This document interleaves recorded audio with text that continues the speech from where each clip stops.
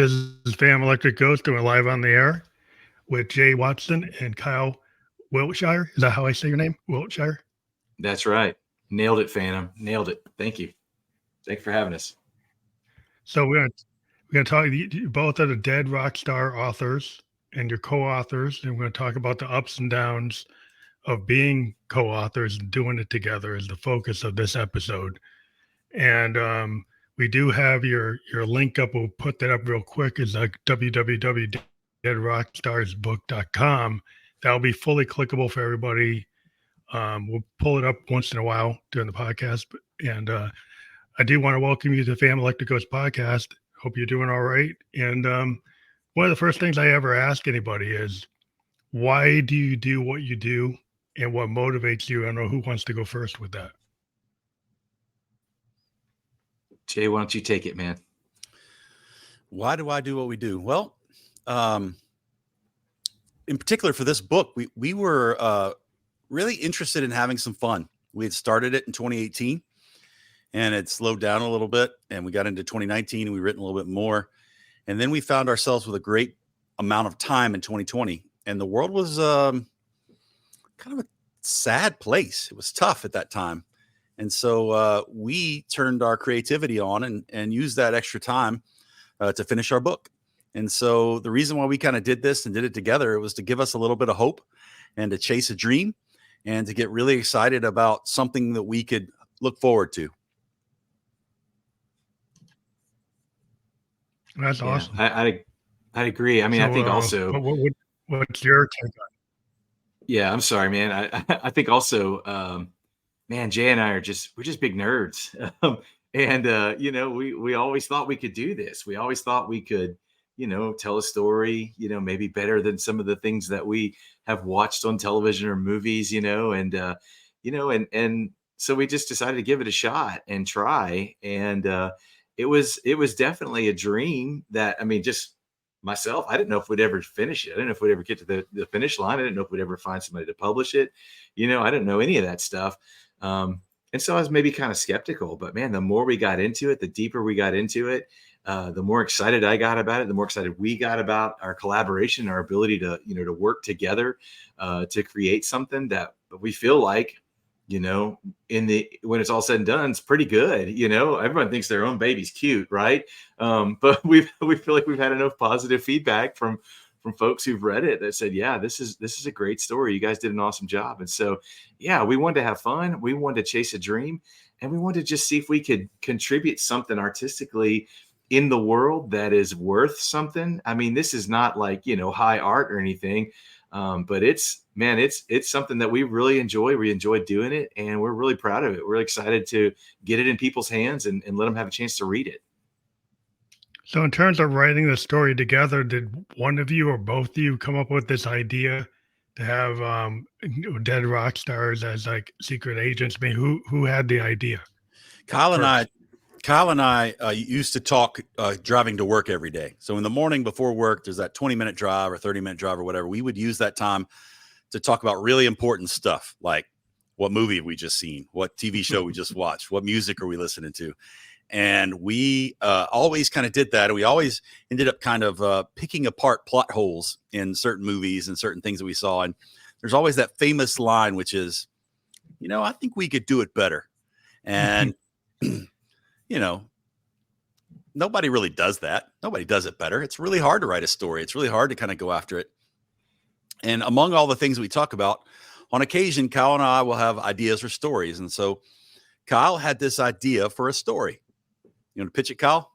Sure. Yeah. I remember bits and pieces of how it kind of came together, but ultimately, I was thinking, I want to, what if we could tell a story about characters that people already know, so we're not having to introduce anybody to, a completely unknown universe.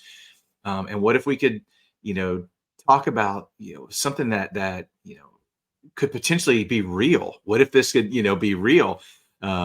And so just the idea came together in my mind, and I pitched it to Jay. I said, Jay, what if we told a story about, all these famous dead rock stars, Elvis Presley, John Lennon, Kurt Cobain? What if they actually didn't die? What if they faked their deaths to become secret agents and they've been secretly protecting the world for decades.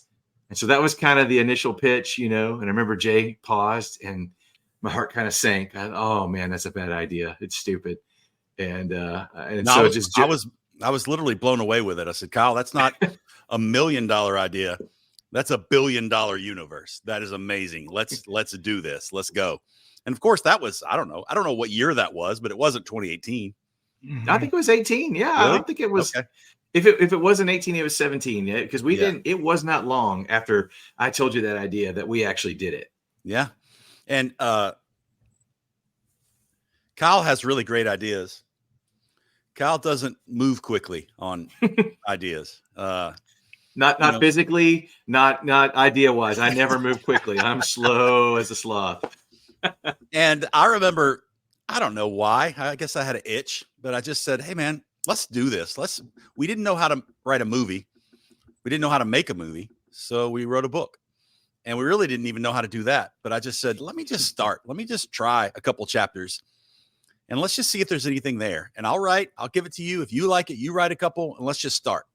And so we did. And I remember that first meeting, Kyle, we kind of sat down together and looked at what we got. And, what were your thoughts? And I was blown away. The first chapter, Jay wrote the first chapter. And I mean, that chapter has had the most work of anything I've ever done in my life. But the kernel of it, the core of it, of the story is unchanged, is a word here, a word there. But from what happened, the first word to the last word of the chapter, it's basically unchanged apart from minutia details. Mm-hmm. And I was just blown away. I thought it was so good. And I was so excited that I couldn't wait to jump in and contribute to this thing. So yeah, it's really exciting. I loved it from the start. So I guess as a question I had about like Elvis is like there's different versions of Elvis, right? So is it the like Las Vegas Elvis? Is it the black leather Elvis? Or which version of Elvis is your Elvis? Well, it's awesome because it's an Elvis you've never met before. It's a 60-year-old Elvis. So our book is set in 1999. And so we started thinking about, how viable is someone like physically in their peak condition, and we've talked about this lately, but man, you see Tom Cruise, that guy's 60 years old. He's still riding motorcycles off mountains. The dude's amazing. So if Tom Cruise can do that, Elvis Presley could do it, so he is a version of Elvis Presley that you've never seen before, but he's still got that, that core showman and artist that he's always been. He's just now saving the world instead of cranking out hit singles. That's and eating jelly donuts. But they cut down on the jelly donuts in the sure. peanut butter sandwiches. Yeah, for sure. A question about in terms of like the spy type of motivation, is it like a Man from U.N.C.L.E. or a 007 or something else? Kind of like when you think about spies, 007 comes up the most, and maybe people who are older maybe get into, Man from U.N.C.L.E. or other, The Saint or something. But like, what kind of a spy kind of vibe is it? The Saint. That's a good pull right there. Yeah, that's a good pull. It's our boy Val Kilmer. I think you should think about it a little differently than 007. 007 takes itself seriously with a wink. Particularly Daniel Craig's version is a lot more serious. Yeah. But our secret agent world is a little bit more like Men in Black, a little bit more like the Kingsman. It's a little bit more just just fun. It's just silly fun. Maybe like a Roger Moore. Well, hopefully not. But Kingsman, maybe, because a lot of people know that. Yeah, it's serious, but it's funny, and it's got the So you're still coming from. It's not like a total black comedy. You've got serious structure to the it's not just like like a comedy show, right? No, there's definitely humor. Yeah, there's definitely humor, but it's not slapstick, necessarily. It's not it's not that type of thing. And what's kind of cool is I think it is, kind of a classic spy story in the sense of, there are gadgets and there's tech, but these guys are kind of on the in 1999, we're kind of on the brink of a change in society where everything was moving toward technology, and so that's one of the plot points in our story is that Elvis particularly comes to the place of realization that, they're not equipped for what's happening and they need someone on their team who can help them with technology. And so the character we created, a guy named Cole Denton, he's actually the protagonist of the story. He's the one that you see his eyes through, and he's the one to come in and help them with technology to help them get into the 21st century from the past. So they definitely have like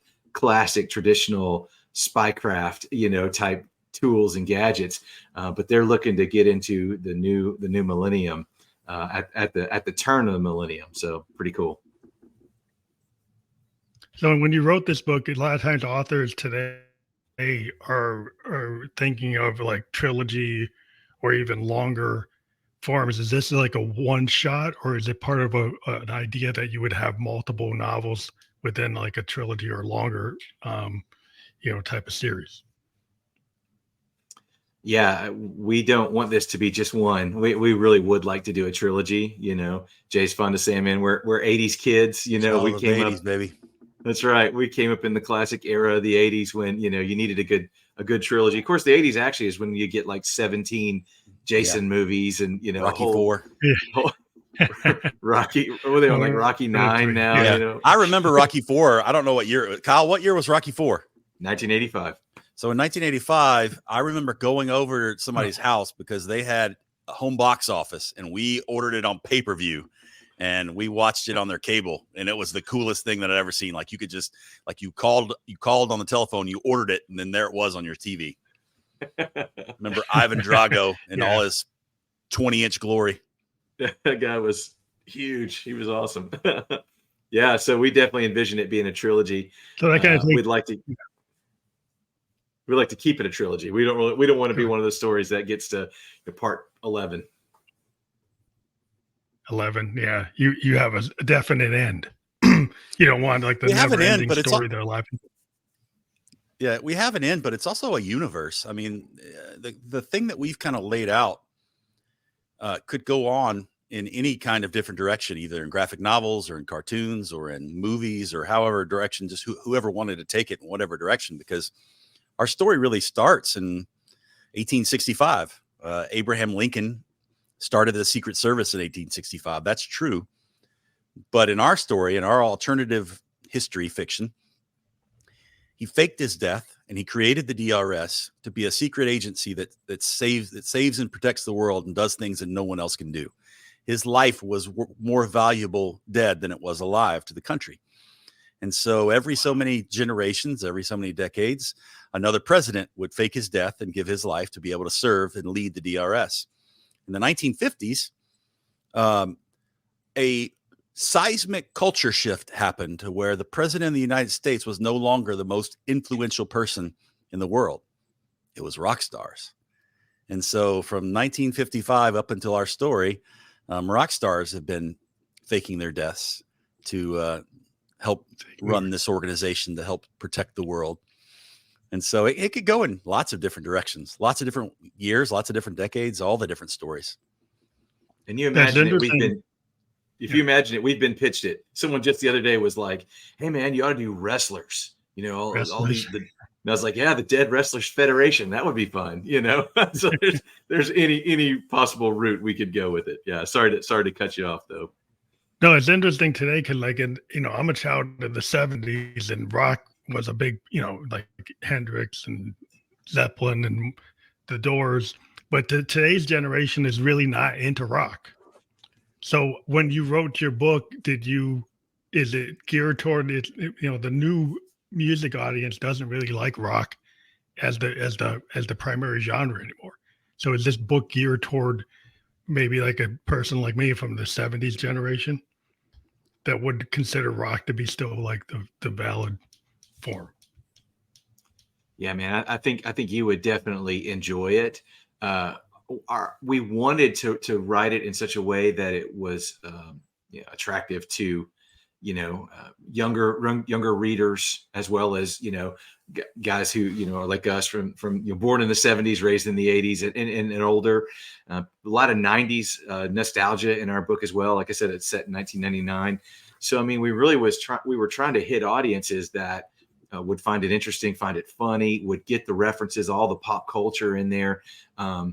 And there are other genres of music that are represented in the Dead Rockstars team that aren't necessarily from the rock and roll genre. So, you can think about the 90s and maybe some of the people who tragically passed away in the 90s. What if they didn't? What if they joined this team outside of the genre of rock? So, yeah, we tried to reach a bunch of audiences. Yeah, we use the term rock star a little bit like a spirit animal, like the essence of rock star, what it means to pure, not pure. No, it's not a it's not a literal sense as much as more the I think today a lot of people will call others rock stars. They'll say, well, that's a rock star of industry, or that's a whatever, and kind of use it in that way. In fact, our story kind of takes that shift a little bit in 1999, where there's another seismic culture shift. Rock stars are not the most influential people in the world. Tech stars are. And so the Steve Jobs and the Bill Gates and those folks are the ones that are the most influential people in the world. And so we created a character. Kyle, you want to talk about him? Yeah, I mean, I mentioned him already just briefly. Cole Denton, he's our age in 1999. He's 21 years old. So he's an amalgam of us, even though we're not tech stars. Jay's more tech savvy than I am. I like to say that I stopped updating my personal technological iOS in 2007. So, I'm kind of a dinosaur, but he is definitely personality wise an amalgam of us.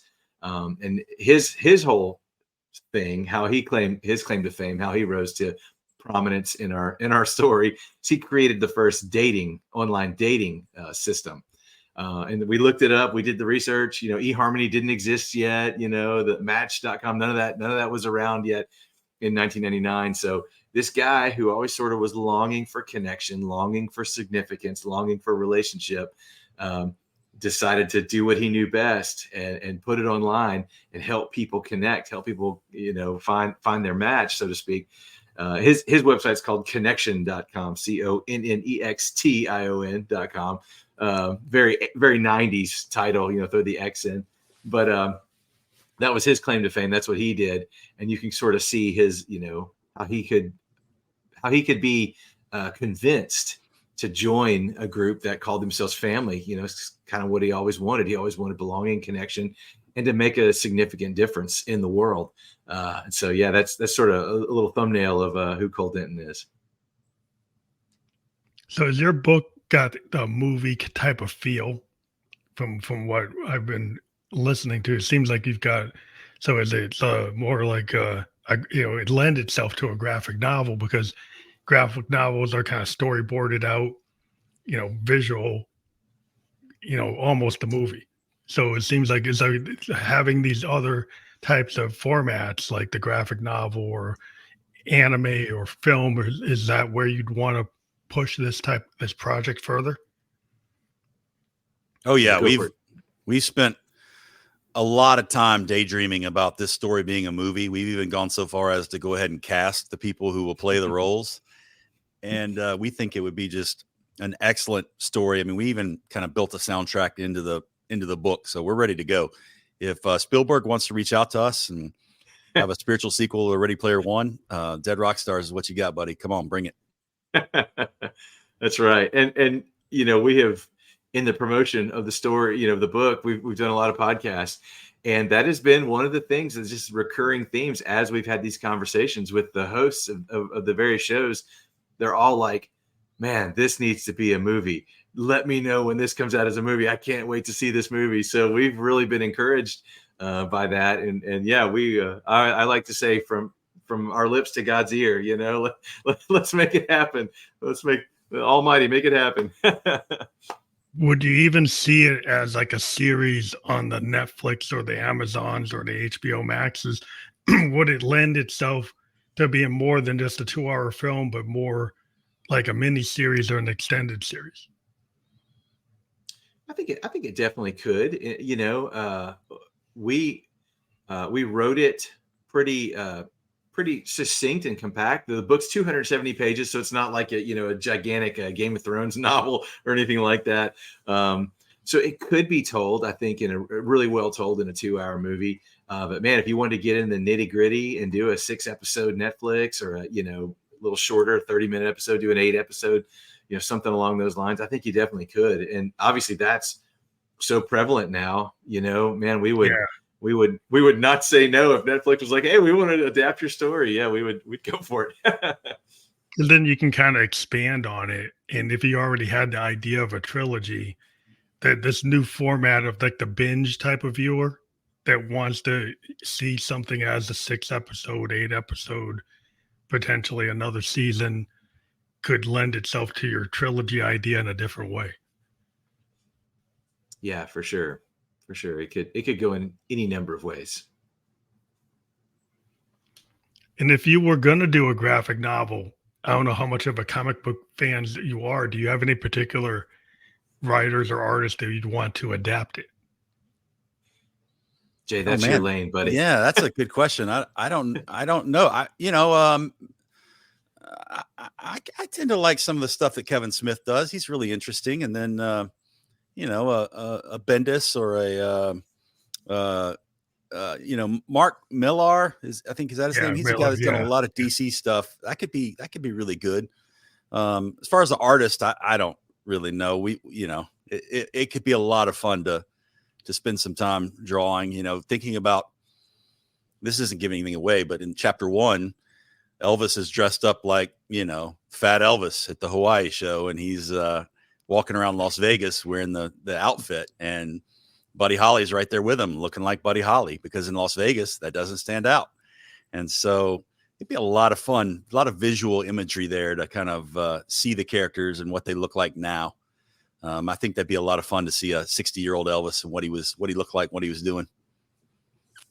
Yeah, there's a lot. Well, being a comic head, I was a Kirby Lee guy, Ditko, original Marvel stuff. But today, you get the Frank Miller's, but that's a little dark.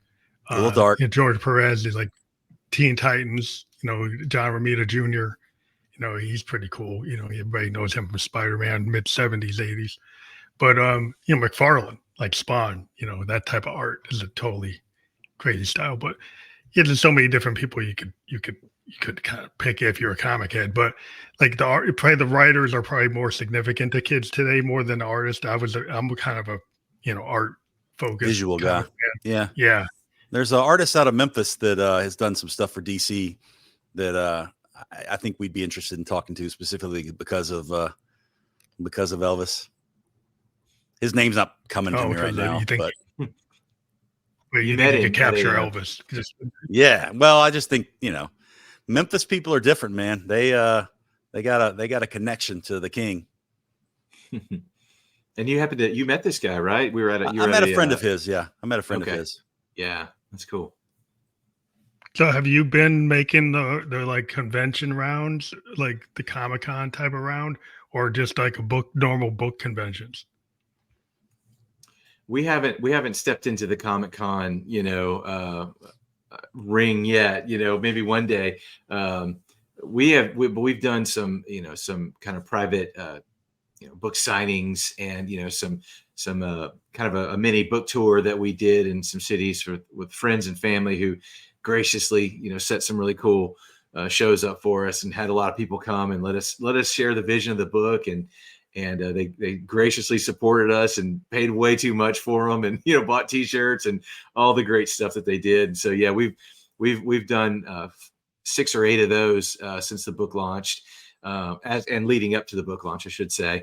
And we're actually going to be in Memphis this weekend with another one, so we're really excited to keep that going. And that's one of the main motivations why we're trying to jump on as many podcasts as we can. Get in front of new ears, get in front of new eyes, get in front of new audiences who, maybe would fall in love with this book. And man, your platform of music and art, man, that's exactly who we're trying to, connect with, to share about our story, about our book. And, hopefully it can be something they really enjoy and connect with and, find as amusing and as fun as we have.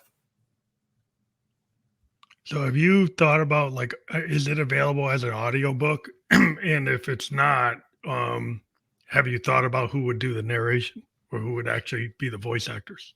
Next couple months, we're gonna launch the audio book. We have a lot of people that are really excited about that. The world has changed quite a bit, where there are not many physical readers, but there are a bunch of people who read by listening, and especially for people with if they're slow on their reading, or they get frustrated and they can't really retain it, but if they can hear the story and if it's done in such a way that's amazing, it really has an impact on them, and they can kind of remember it. And so our goal is to hopefully do that. We haven't got too far down the road as far as who's going to voice it, but it'd be a lot of fun to do some voices. It'd be a lot of fun to go from Lennon to Jimi Hendrix to Jerry Garcia to Elvis to all over the place. We have a few. Would you heavily? Yes, sorry. I'm sorry, Phantom. We have a few options with our publisher. They laid out a few options. They said you can voice it yourself. You can find people to voice it, or they said AI has gotten so good that they can actually read it for you, and it sounds pretty good. So we've got some decisions to make with that. And if we had the time, I think Jay and I would love to read it. But man, you talk about exhausting. That would be really hard, but it'd be fun. It'd be fun to do that. Yeah, I was kind of asking because I was like, there's different like authors I've talked to where some are like totally against reading their own work. They'd rather have professional voice actors, but they do want to be involved in like the art direction. So I was just wondering, like, where you are on that kind of perspective. Would you kind of trust an art director to do the voice and with your approval, or be like heavily involved? Not to micromanaging, but in order to capture the feel. Oh, have you heard Jay's golden pipes? He's got a beautiful radio voice. So a face made for radio, that's for sure. No, I think I'd be open to either. Jay, I don't know how you feel about it. I think we're not as excited about the AI part simply because of the because it's good, but it's not great. Yeah, and we got jokes. Yeah, we got jokes. Yeah. AI might not be good with the jokes. That's kind of a human thing. I don't know if AI's got the timing, like a George Carlin timing or a Richard Pryor timing, if AI doesn't have that. So,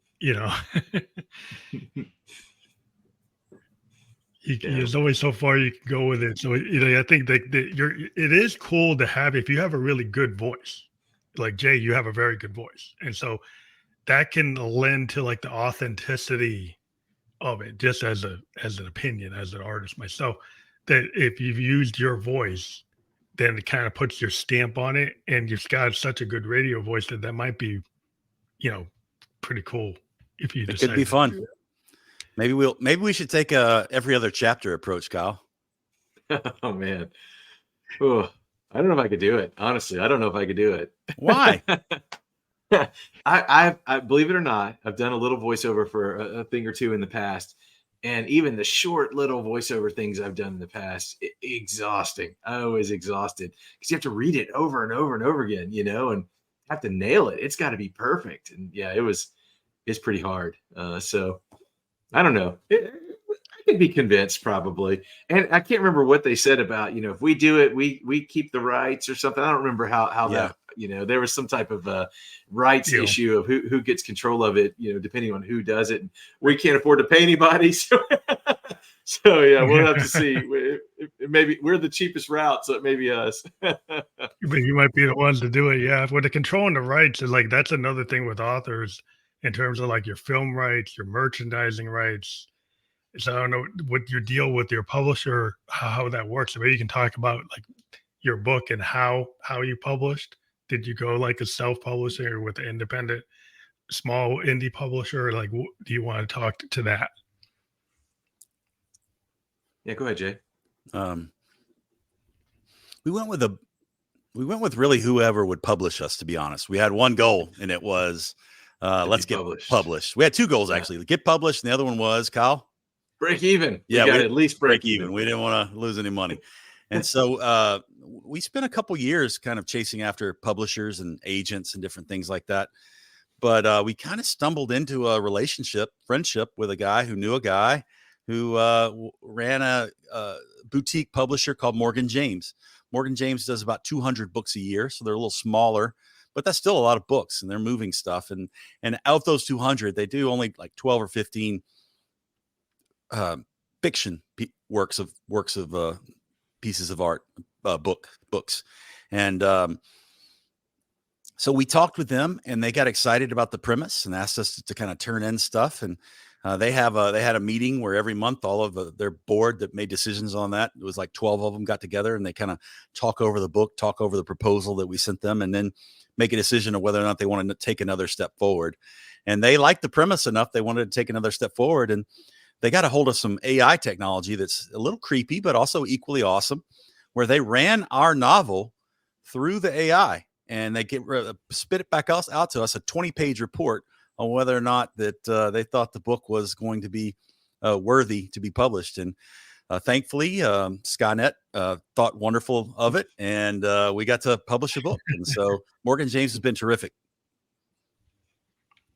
So because you were able to get like a publisher, did that give you the impetus to actually complete the book?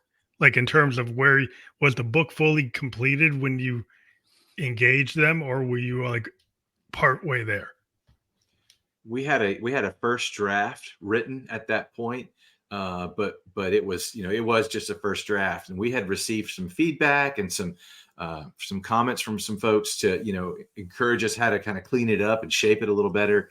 So we spent some considerable time going back through the entire book, rewriting, editing along the way, and it was really helpful, and I think really beneficial to help us create a better book. And one of the cool things about Morgan James is the whole premise of their business when it comes to books is that they want the authors to be able to publish the book that they desire to publish within framework, obviously. But the CEO of the company, David Hancock, he turned in a book with a different publisher at one point, and when he finally held it in his hands, he hated the cover and the inside. Everything was different. Editors got a hold of it and tore it up and changed it to where he felt like this wasn't my book. This wasn't what I published. And it kind of irked him, and so he created this company to help authors, produce the books that they want to produce.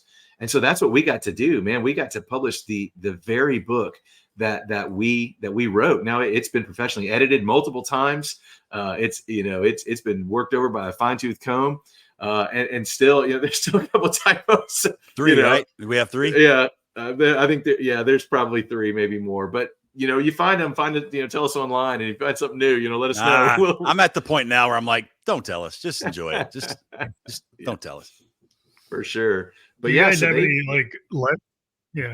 you have any lessons learned from like the experience of editing? I've talked to authors where sometimes they brought books to publishers and they did a first edit or second edit, and they still felt like maybe they needed to have like another editor look at it. And so I don't know, from your experience, what's your opinion on that type of editing or overall quality control of your work? Go ahead, Cal. Yeah, go ahead, Jay. No, I'm sorry. A content editor, I didn't really understand what that was, and was a little uncertain. I was like, I thought he was just going to correct our grammar, but the reality was he was working on continuity. He was working on story, explanation when we explained something to make sure it made sense. Our original manuscript was around 100,000 words, and he carved it down to 92,000 words. And I don't think Kyle or myself could really distinguish what he had done per se. The story wasn't different. It was just a little smoother, a little bit more elegant. And so you absolutely need a content editor. You absolutely need someone to protect you from yourself. I think it's one of the beautiful things about Kyle and I working together is we're able to look into each other's blind spots and make the product better because of each other and because of our content editor. Yeah. That's another. Man, I'm sorry. Just jumping in. Apologies. No. And then, have as many sets of eyes on it as possible. I mean, Jay's dad, I think, read it for us twice. Yeah. He's a great grammarian, and he's got a great mind for story. So he read it a couple of times, to sort of help us along the way. I wouldn't want someone meddling, so to speak, but I'd love having more sets of eyes on the story to say, hey, is this how you want to say this? Maybe this doesn't quite make a whole lot of sense. Maybe there's some things you can clean up here or there. I feel like as many people as you can that are for you, that are with you, that are on your team to help you craft the story. I feel like I'd say as many people as you can, to read it and help you. And of course, obviously to find the typos and the grammatical errors and things of that nature, I think are obviously super important. Do you think being co-authors helps you stay tighter on your vision than if you were just a one author being influenced by an editorial board? Yeah, I'd say so for sure. I definitely want to hear what Jay has to say, but I would say I think there were things that maybe I would have done if it were just me by myself differently. And let me tell you, it would have been a much longer book. I am way wordier. Why say something in 10 words when you can say it in 30? Like that's kind of my motto. And Jay's a lot more succinct. He's a lot more his writing is a lot more to the point and clear. And so sometimes I have to it's not clear what I'm trying to say. And so Jay's much stronger at that. So he helped me, speak with more brevity and clarity. At the same time, there's other things that I'm maybe better at, like, continuity, things like, hey man, in chapter 4, we said it was like this. And here we are in chapter 19 and we said it's like this. We got to fix that. Those are some of my areas of strength. But I think we definitely, and that's just the beauty of our relationship and friendship, is we really are complementary parts in many ways, in both personality and in gift set. But yeah, Jay, I'd love to hear what you say. I think one person, if they have a vision for something, if they're not careful, they can get a little myopic. They could really focus in on something, and before they realize it, they're off course. And with two people, I found that Kyle and I both did a really good job sticking to the purity of our vision. We never wanted anything to be too heavy. We wanted it to be a light story and fun, but at the same time, we're dealing with some heavy content. The origin, the actual reality of these characters, sad circumstances, and so some of them, effectively in our universe, they're cleaned up, but we deal with 12-step meetings and things like that. We talk about kind of the road to recovery and those things in our book, and so we wanted to do that, but because we were both able to kind of keep it on the rails, it is a lighter version of that than maybe what could have happened. It could have gotten a little off course. We wanted Men in Black. We wanted Kingsman. Mm-hmm. We did not want, something Matt Damon would make that was, hand-to-hand, heavy, close combat, I guess. I don't know. I guess the concern, well, if you think about it, like if you look at like the Beatles, you look at Lennon McCartney, like the Lennon McCartney songs, and then you see Lennon songs by himself and, Paul's songs by himself. There's something about the Lennon McCartney relationship when they wrote the songs. They complemented each other and they came out with something that was greater than the sum of the parts, right?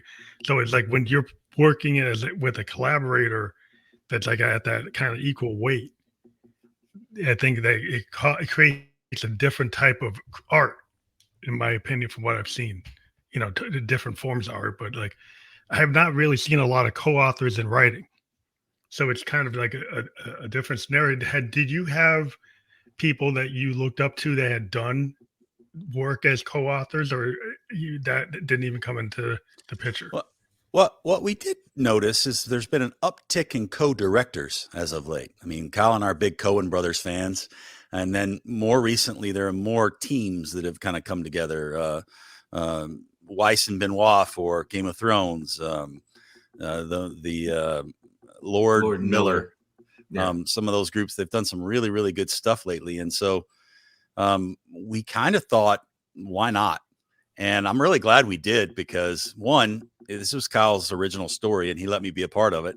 And two, I think we made something really fun together. And 3, I think we grew in our friendship. Like we grew a lot more trusting of each other. A lot more, we were trusting before, but I mean, like we've logged hours, we've logged time in, we've logged years in. And so, I know him well, he knows me well, and that is something you can't take away either. And so because of all that, I think we made a much stronger story. Yeah, I like to say 2 heads are better than one, and I'm sure that there's, different, potholes or things that could be hard to navigate or traverse, in a co-writing partnership. And, we've only done one, 2 might be really, it's like kids, your first one's great. Your second one's like, oh, that one was so hard. Yeah. I don't know. Who knows what the future holds, but we might read some of our own press and get in trouble. Like the first one was a lot of humility and just, hey, it's fiction. Let's have fun. This next one may be like, I'm have my lawyer talk to your lawyer, Kyle. I sure hope not. No. I sure hope not. When a band breaks up, you don't want to end up like the Eagles where they all hate each other, Yeah, but, we don't want that. No way. Nah, but there's something very interesting about the collaboration. Like if you're a musician in bands and duos, that's very common.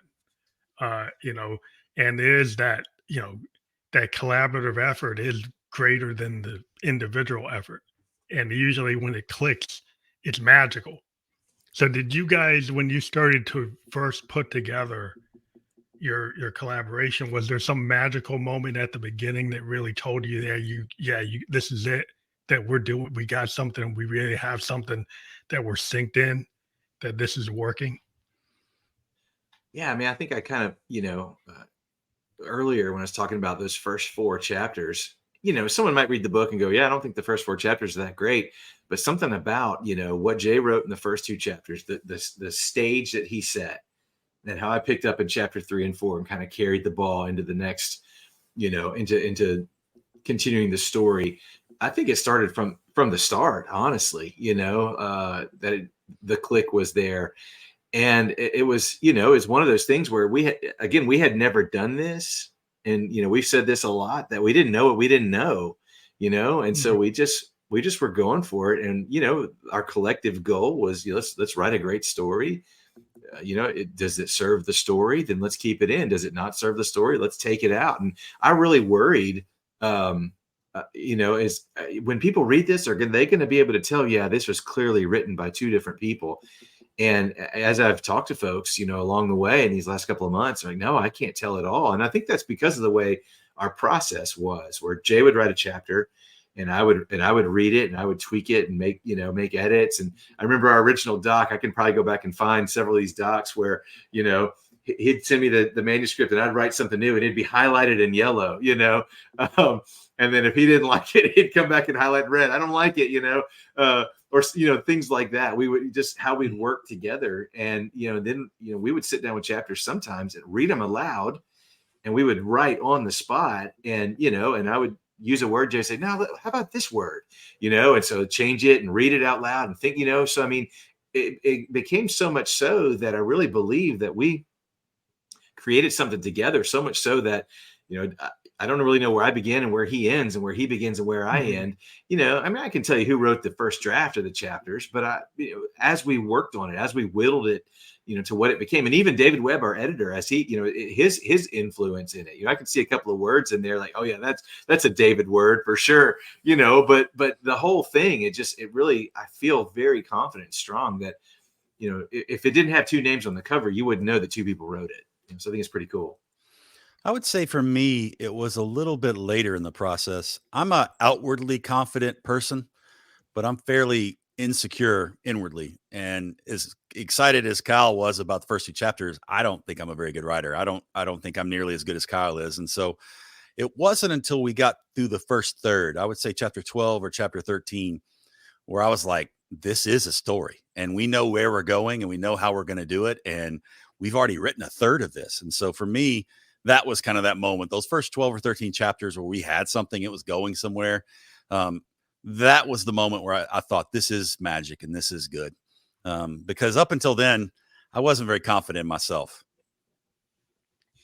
That's really like a common theme I've dealt with artists, that a lot of times, like in the process of creating the art, there's like sometimes there's doubt or there's like some limiting beliefs because you're not sure, like, am I really, part of this, right? And I've been in bands where people, didn't feel like they're carrying their weight, but they were, right? So you get the bass player thinking, "Oh, I'm not really carrying this song," but it's like people are like, "Well, that line is kind of carrying the drummer, and the drummer thinks it's carrying the song, but you don't believe it."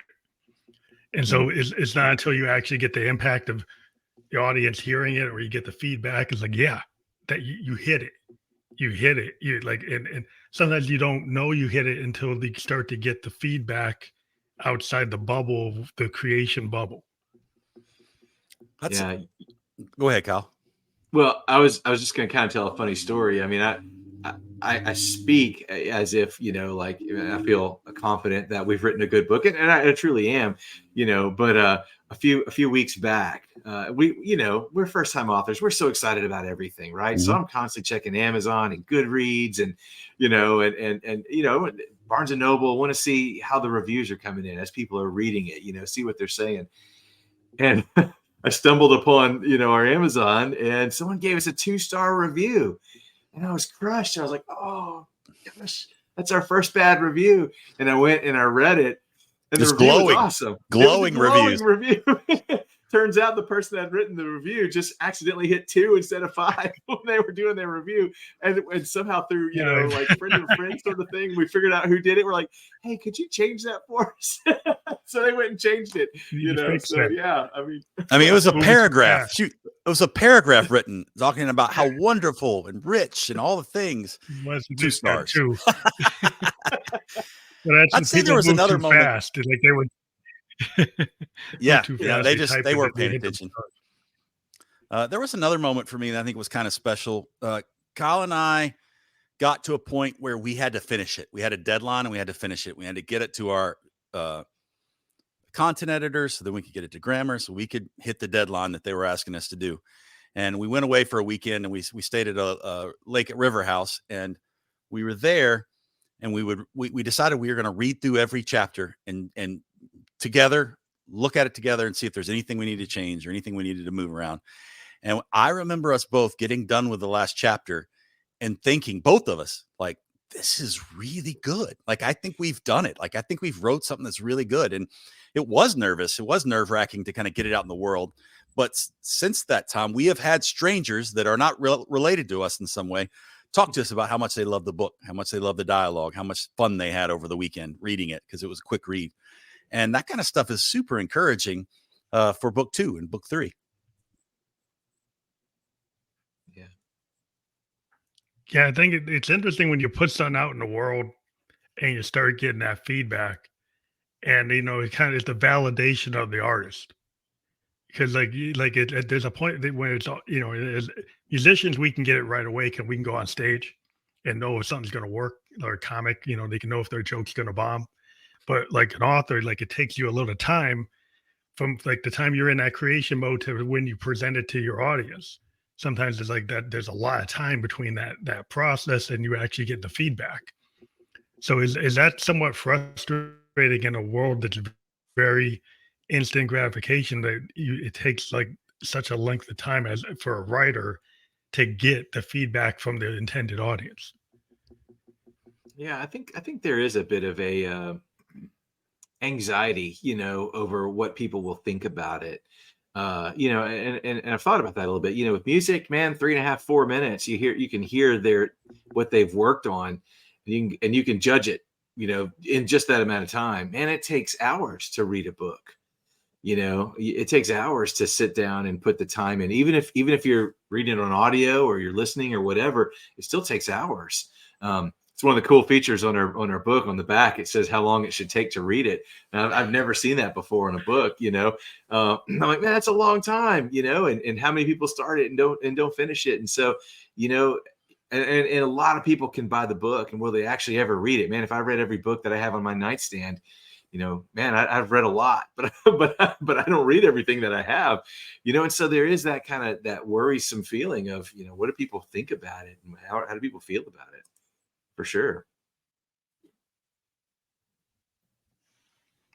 Yeah, I guess so. The other thing I was thinking about is like, when you have your audience, the appreciation that they actually in an age where people take 30 seconds 15 seconds, 90 seconds is the kind of engagement time on social media. And you're actually engaging somebody for hours, if not days, of their time when they get hooked to your story.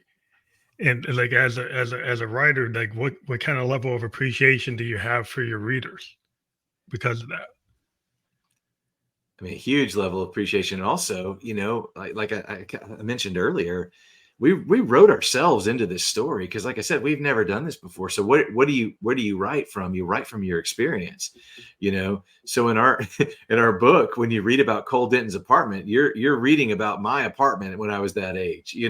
When you read about some of the things that happened, you're kind of getting an insight into who Jay and I are in our lives. So sometimes you may not know which is which, but there's a story of one of our characters. She had Cheeto dust on her skirt, and that came from Jay's wife, like a real experience that happened to her, and so there's little bits. A handprint of Cheetos. Make out the fingers. There's our we didn't just write a story and put something out there. Like we put ourselves into it. Like we wrote ourselves into the story. And so in some ways, I don't want to over dramatize this, too much, but it does kind of feel like, man, if you don't like our story, man, you don't like us. Yeah, that's the vulnerability. That's the thing. The vulnerability of an artist, right?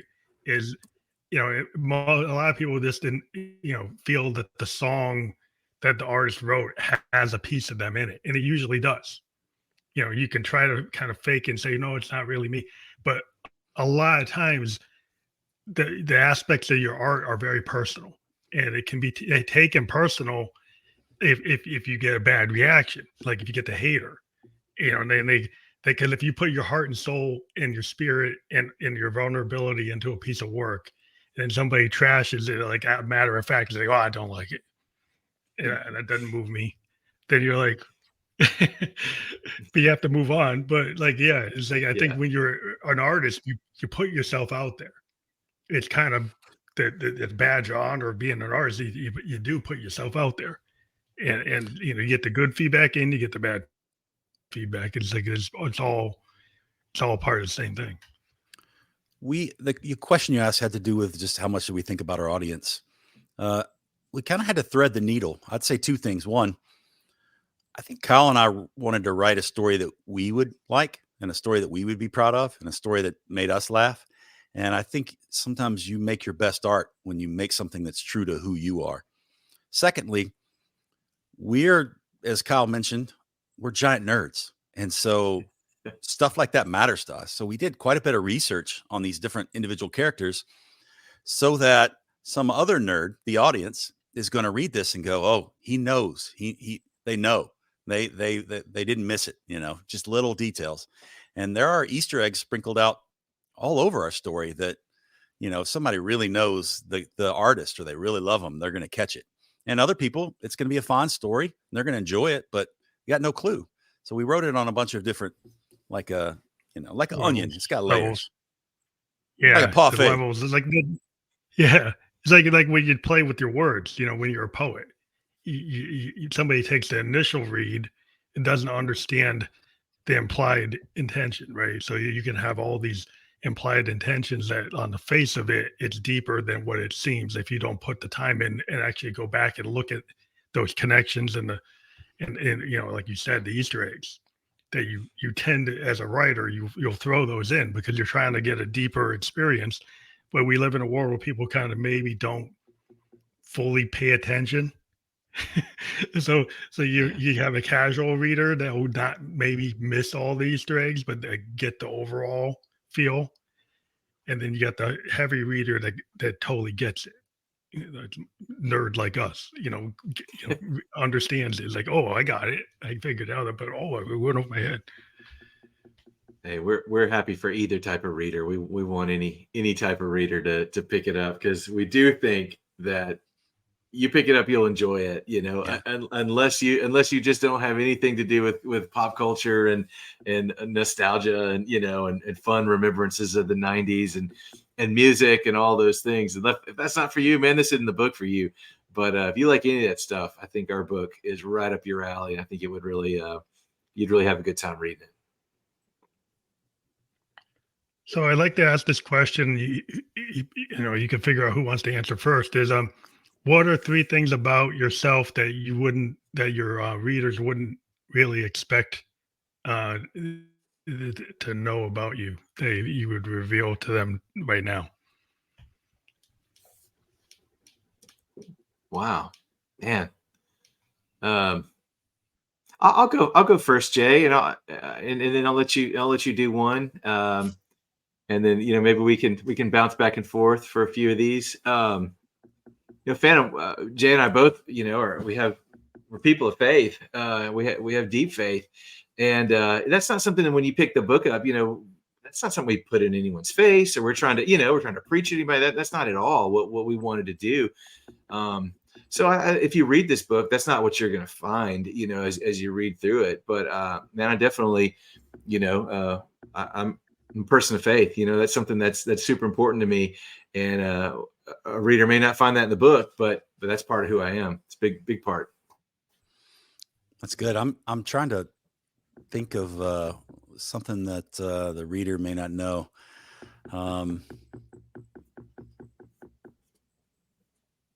Yeah, I mean, I'm striking out a little bit on my three here, Phantom. Sorry about that. I think that it's possible that they might not know that in 1997, I was an Elvis impersonator for a time. Mm. Oh, that's a good one. And I was there. Yeah, okay. I saw it. I witnessed it. Well, you saw it. So I'm shaking those hips, man. He had it down.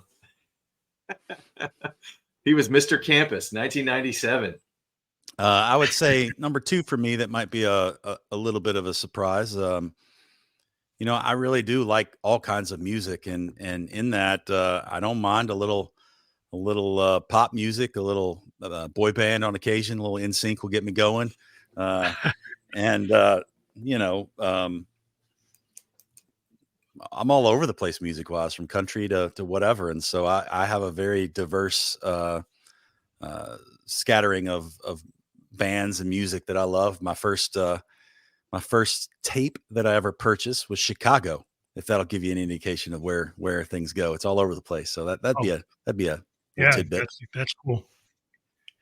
So is that early Chicago or later Chicago? Like later Chicago, pop Chicago. Chicago. That's just how old I was in 1980 something, 89, 88. Mm-hmm. I think number two for me would be, and I mentioned this on some other shows we've been on, but I'm kind of the stodgy old guy, of the two of us. Jay's always finding the cool new cutting edge music. I like the old stuff. My motto is, if it's not 20 years old, it's probably not any good. Which is deeply offensive to Jay, because his daughter's a wonderful singer-songwriter, amazing musician. So she's not included, Jay, in the in that. Man, you're good. Okay, buddy. But yeah, so our editor said something to us one time that I had to work really hard not to take offense, but I can't remember exactly the content or the context that he said this. But he was like, because there's so many diverse people in our story, and there's a lot of people from the 60s and 70s who make it into our story, because those are sort of the classic 27 Club, and some of these older rock stars that really met tragic ends with substance abuse and things of that nature. So we put these people in our story to kind of give them that redemption arc, and and he said something along the lines of, I think he was wanting us to explain who someone is better. And he said, nobody's going to know all these people. And I was like, I know all these people. I knew who all these people were when I was 21 years old as well, just like Cole Denton. That's what it was. He was like, Cole would never know who all these people were, when they walk up and meet him or whatever. And I was like, I would have known every single one of them. I take offense to that, That's because I'm kind of, I'm the old soul, man. I like the old music. I like the stuff from the 70s and 80s and, and that sort of thing. So that maybe if you read it, you wouldn't necessarily know that about me. That's part of who I am. Yeah. I would say for me, the third one would be that might be a surprise to some people, is that I'm actually pretty scared to put myself out there. I do not enjoy the critique. I do not enjoy the fear of the unknown. And this is, even though I may be quick to jump and say, let's do something, I on the back end often get pretty scared of what things are going to look like or how they could go or how they could go poorly. And I'm really glad that for us, we didn't let the negative thoughts be too intrusive into what we were doing. That's good. I think that's an awesome place to kind of express, because I've talked to a lot of artists, and a lot of artists, do get heavily influenced by, a lot of times things stay on the shelf because of that type of response. And, I've met tons of painters go into their room and it's like, where this stuff should be in the galleries. Oh, it's not in the gallery. It's not going to go in the gallery because they just can't deal with that, put it out there. So I do think that that's a really powerful thing, to be able to feel that and still put it out. So I think that to me is like, that's the kind of goal of why your book's out here, because you're able to, get past that. And that's the hard thing for a lot of people to get past, to actually get their work out. So I do compliment you on that drive. Yeah, I'd say the third thing for me, that I'm thinking about it is, I had to come to grips with the fact that I am creative. Now, others might say, "What are you talking about? Of course you're creative." Jay might say, "Man, of course you're a creative guy." But I struggle with self-confidence when it comes to like creativity. Simply because I had this association that creative people are these type that like, they can't tie their shoes because they're so lost in the art of the world. Like they're always writing stuff on napkins, and they're so inspired always, and the stuff they just imbibe and imbue. That's the word I'm looking for. Imbue creativity. You can't walk up to him and not go, "Wow, that guy's just so special." And I'm not impressive, when you're just around me. Are you wearing cargo pants right now? I'm not. No, I'm wearing joggers. I am Okay. wearing joggers today. Kyle has some original cargo shorts from the first time around. Yeah, 1996. I still got them, but so I struggle with the confidence of like, is my creativity any good? And I've dabbled in everything. When you said painter, that's what made this thing, because I started painting a few years ago, just to try. And man, I'm not very good, but man, I sure love it. I sure enjoy doing it, and it's fun. And that's the thing. I had to break that shackle, and I don't think a reader would know that, from just reading our book, that kind of had to break that personal shackle of like, hey, your creativity is as valid as anyone else's. Sure, someone may quantify, however you can quantify the worth or value of art. I don't know. Ours is $18.95 on Amazon if you want to quantify it. But all that to say, how you can quantify someone's art, if it's good or bad or whatever, you do it, and you believe in it, and you love it, and you do your very best, and you take it as it comes, and you hope people find it. Yeah, there it is, deadrockstarsbook.com. If you want an autographed copy, you can get one there. We'll send one your way. Yeah, I just wanted to, again, thank you guys for being on the show. It always goes by quicker than we ever think. We hit the hour mark, and we brought up your link again. That will be fully clickable, www.deadrockstarbook.com.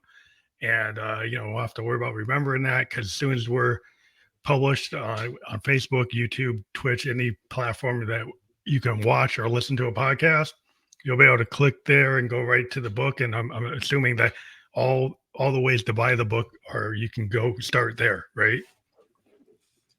Yeah, you can get one there, but you can find it on Amazon. You can find it on Barnes & Noble, anywhere books are sold. It's there online for it to be found. So yeah, thank you for doing that so much, Phantom. It's really, really cool experience tonight. Well, thank you. I do appreciate every guest on the Family Electric Ghost podcast. I do encourage the audience to click on the URLs that we provide to get a deeper dive, and you can check out the book there, as we said, and go to Amazon or Barnes & Noble or anywhere you get books. And I want to thank you guys for being on the show. This will be everywhere tomorrow. We were live on Facebook, Twitch, and YouTube. And thank you for being on the Family Electric Ghost podcast. Thanks for having us. a good night.